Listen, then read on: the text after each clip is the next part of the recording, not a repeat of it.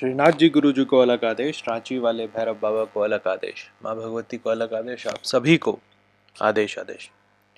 आज बसंत पंचमी की रात है तो मैंने सोचा आज कुछ ऐसा बताऊं जिससे कि आप लोगों को कुछ लाभ हो। ज्ञान तो हर जगह रहता है लेकिन प्रैक्टिकल नॉलेज बहुत कम मिलता है आजकल, इंटरनेट पे भी। मैंने भी बहुत सारे ज्ञान की बातें की हैं, आज सोचा कुछ प्रैक्टिकल बताऊं आप लोगों को। बहुत सारे हमारे मित्र हैं जो पूछते हैं कि हमें गुरु कैसे मिलेगा। कुछ ऐसे हैं जो बोलते हैं कि हमें आपको गुरु बनाना है, साधना कैसे करें, साधना पद पे कैसे बढ़े, कौन सा मंत्र करें। बहुत सारे ऐसे हमारे गुरु भाई हैं जो बोलते हैं कि ये बताइए कि अगली साधना हम कौन करें, कौन सी करें, कौन कौन सी शक्तियों की साधना करनी चाहिए। तो मूलभूत बात यह है कि हम लोगों को एक चीज़ ये समझना चाहिए कि साधना हम कौन सा कर रहे हैं वो हमारे हाथ में नहीं होता है। वो शक्तियाँ डिसाइड करती हैं कि हमें कौन सी साधना करनी है। जब शक्तियाँ डिसाइड करती हैं कि हम कौन सा साधना करेंगे तो वो ज़बरदस्त साधना होती है। अगर हम ज़बरदस्ती कोई साधना करते हैं तो वो ज़बरदस्ती की साधना होती है, तो उसका फल नहीं मिलता है। इसी कारण से आप देखिएगा कि बहुत सारे साधक जो हर मतलब आज 9 दिन का एक साधना शुरू खत्म हुआ, कल 45 दिन का दूसरा साधना साधना करते हैं, तो वैसे साधक टोटके भर के रह जाते हैं। जैसे कहते हैं हम कि वो लॉयर में एक एफिडेविट लॉयर होता है जो सिर्फ एफिडेविट बनाता है, या फिर डॉक्टर में एक वो डॉक्टर होता है जो सिर्फ सर्दी खांसी बुखार देख सकता है। तो ये आपको डिसाइड करना है कि आपको एक स्पेशलाइज्ड तांत्रिक बनना है, एक साधक बनना है, या फिर आपको छोटे छोटे टोटके करने हैं। तो शुरुआत कहाँ से करें? सबसे पहली बात है कि गुरु का मिलना। देखो, गुरु मतलब जैसे मुझे भी आप लोग बोलते हैं कि मुझे गुरु दीक्षा दे दो। गुरु दीक्षा देना हाथ की बात नहीं होती, और गुरु दीक्षा देना बहुत बड़ी जिम्मेदारी होती है। ठीक है, तो अगर आप पिछले जन्म से साधक हो तो गुरु आपको खुद खोजेंगे। गुरु आपके पास आते हैं आपके कर्मों से। जब उनको लगेगा कि आप अब तंत्र के लिए, साधना के लिए तैयार हो गए हैं, तो गुरु खुद आता है। इसके लिए बस आपको सुबह उठ करके एक बार गुरु ध्यान करना चाहिए। गुरु है नहीं है, लेकिन जहाँ पे गुरु है वहाँ पे आपको उनका ध्यान करके ध्याय से जो मंत्र है उससे रोज गुरु का ध्यान करना चाहिए। ठीक है, गुरु का सबसे आसान मंत्र तो आप लोग सभी जानते हैं, गुरु ब्रह्मा गुरु विष्णु गुरुदेव महेश्वरा, वो कर लीजिए। तो गुरु का रोज ध्यान कीजिएगा तो गुरु का की दृष्टि आप पे रहेगी। आपके जो भी पूर्व जन्म के गुरु हैं, चाहे वो चेतन अवस्था में हो या फिर वो ब्रह्मलीन हो, उनका आप पे दृष्टि बना रहेगा। देखो, जो गुरु मंत्र देते हैं उनको मोक्ष की प्राप्ति नहीं होती। तो आप अगर ये सोचते हो कि गुरु अगर हमारे नहीं होंगे, तो अगर वो नहीं भी होंगे तो सूक्ष्म शरीर में ज़रूर घूम रहे होंगे और अपने शिष्यों को देखेंगे। आप लोगों ने महाअवतार बाबा के बारे में सुना होगा। महाअवतार बाबा हमेशा 25-26 साल के दिखते हैं। ऐसा वो इसलिए दिखते हैं क्योंकि उनका कोई फिजिकल फॉर्म नहीं है। वो जब अपने शिष्यों से मिलते हैं, पूर्व जन्म के शिष्यों से, तो उनसे एक नया रूप लेकर के मिलते हैं, इसीलिए वो हमेशा ही जवान दिखते हैं। तो कोई भी गुरु जब वो गुरु दीक्षा दे देता है तो वो तय कर लेता है कि अब मैं मोक्ष की तरफ नहीं जाऊंगा और अब इसी पद्धति को आगे बढ़ाऊंगा। अच्छा, सिर्फ कान फूंक देता है कोई गुरु तो वो दीक्षा नहीं होती। दीक्षा पांच पांच चरण होते हैं दीक्षा के, और मैक्सिमम गुरु 4 चरण तक देते हैं, 5वां चरण नहीं देते हैं। एक जन्म में हो सकता है एक ही आपको दीक्षा मिले, अगले जन्म में अगला मिले। चलिए, ये तो बात हो गई गुरु दीक्षा की। अगर आपको गुरु दीक्षा नहीं मिला तो शुरू कहाँ से करें, कौन सा कर्म करें? जब आप अबोध होते हैं ना, मतलब जब आपको ये समझ नहीं होती कि ये कौन सा भगवान है, वो कौन सा भगवान है, इतने सारे भगवान, इतना सारा फोटो, इतना सारा मूर्ति है, हम पूजा किस भगवान की करें, उस समय जो देवी या जो देवता आपके सबसे करीब होते हैं वो पूर्ण जन्म से चले आ रहे आपके देवी या देवता होते हैं।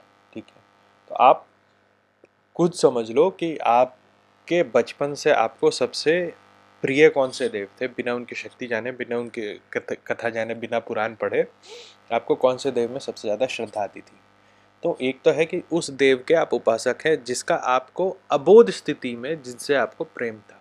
ठीक है, देखिए, परिवार में क्या तंत्र चल रहा है, क्या मंत्र चल रहा है, कौन से देवता चल रहे हैं, इससे बहुत ज़्यादा मतलब नहीं रखना चाहिए, क्योंकि कालांतर में डिस्प्लेसमेंट इतना हुआ कि लोग इतने जगहों पर गए हैं कि गोत्र तक लोगों का भुला गया है। कुल देवी कुल देवता तो बहुत दूर की चीज़ है, गोत्र तक लोगों को याद नहीं है। तो ऐसी स्थिति में एक तो जो आपके पारिवारिक देवी देवता हैं जिनके 2-3 जनरेशन से पूजा हो रहा है या ज़्यादा से पूजा हो रहा तो और बढ़िया है, वैसा पूजा को छोड़ना नहीं चाहिए। लेकिन साथ में जब आप अबोध थे उस समय आप जो भी भगवत का ध्यान करते थे, उस भगवत को का ध्यान आपको हमेशा करना चाहिए, क्योंकि वो आपके पूर्व जन्म के सिद्धि वाले जो भी आपने सिद्धि कर रखी है उससे रिलेटेड देवी देवता हैं। अब विषय है कि उनकी पूजा कैसे करें, उनका मंत्र कैसे करें। तो बड़ा इसका एक आसान उपाय है, ठीक है। पहले तो आप रोज सुबह उठ करके सूर्य को जल दें, ये शुरू कर दें, ठीक है। दूसरा, पूजा आप नित्य करें, और आपको अगर इस जीवन में कोई गुरु मंत्र मिला है तो उसको भी करें। देखिए, अगर आपको गुरु नहीं मिला है, आपका यज्ञोपवीत हो गया है, तो आपके लिए गायत्री सर्वश्रेष्ठ मंत्र वो करें। और एक खंजर रखें अपने पास एक छोटा सा चाकू रखें अपने पास, उस चाकू को हमेशा सिद्ध करके रखें। सिद्ध कैसे होगा ये चाकू? इस चाकू को चाहे तो जब आप जाप कर रहे हैं, जो भी जाप आप करते हैं, तो अपने नज़र के सामने रखें और उसको जाप करते हुए उस चाकू को देखिए, या उसको अपने हाथ में रखिए और जब आप जाप कर लेते हैं तो उस पर फूंक मारिए, उससे वो धीरे धीरे चाकू सिद्ध होता है। इस चाकू का क्या प्रयोग है हमारे इस पूरे वार्तालाप में? अगर आपको जानना है कि आपके अगले जन्म का, पिछले जन्म का क्या मंत्र है, तो उस चाकू को सिर में के नीचे रख के सोने से पहले जिस भी भगवती या भगवान को आप मानते हैं उसका ध्यान करके, गुरु अगर आप मिल चुके हैं तो बहुत बढ़िया, नहीं मिले हैं तब भी गुरु का ध्यान करके आपको ये बोलना है कि जो मेरे पिछले जन्म का मंत्र है वो मुझे आज सपने में बताया जाए, ठीक है। आपको लगेगा कि ये तो रुद्र भाई टोटका दे रहे हैं, ऐसा थोड़ी होता है, लेकिन मैं आपको बताता हूँ ये 100% ट्राइड एंड टेस्टेड मेथड है। जो सपनों की दुनिया होती है ना, वो दो तरह की होती है। एक तो वो जो कि आपके एटमॉस्फियर से, जो आपका एनवायरनमेंट है उससे चलती है, और एक सपनों की दुनिया वो होती है जहाँ आप सच में आपके संपर्क में स्पिरिट्स होते हैं, या फिर आप इस डायमेंशन को लांग के दूसरे डायमेंशन में जाते हैं। तो आपको गुरु और जिस भी भगवान का आप अबोध स्थिति से प्रार्थना करते हैं उसका ध्यान करके आपको ये बोलना है कि मेरे पूर्व जन्म का मंत्र मुझे आज सपने में दिखे, ठीक है।